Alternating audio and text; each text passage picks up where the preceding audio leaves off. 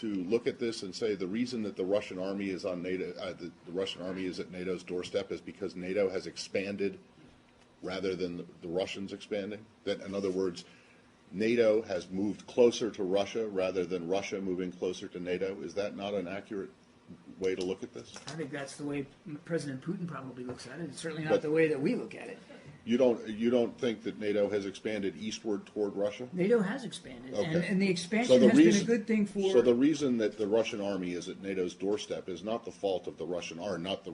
It's not the Russian army that's done it. It's NATO has moved closer to move I'm pretty east. sure it wasn't NATO who was ordering, upwards of 15 battalion tactical groups to within 10 kilometers of the border with Ukraine, and I'm pretty sure it wasn't NATO who put little green men inside Ukraine to destabilize eastern cities. I'm pretty sure that Ukraine is not a member of NATO. So unless that's changed, it's not okay. changed. But I'm So, pretty sure the movement by Russia is Russia's decision. if NATO is moved east, the reason that the Russian army is closer or on NATO's doorstep is because NATO moved. Not NATO because is not an anti-Russia alliance. NATO is a security alliance. Unfortunately, for 50 years, it was an anti-Soviet alliance. So Where's do you the not Soviet understand Union it? So do you not understand how, or can you not even see how the Russians would perceive it as a threat? And the fact that it keeps getting closer to their border, while their troops, I mean, the places where their troops are, you say their troops are, and may have been in Ukraine and Georgia, are not NATO members.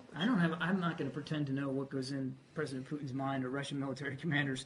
I mean, I barely got a history degree at the University of South Florida. What I can tell you is that NATO is a defensive alliance. It remains a defensive alliance. Fair enough, but it has moved east, correct?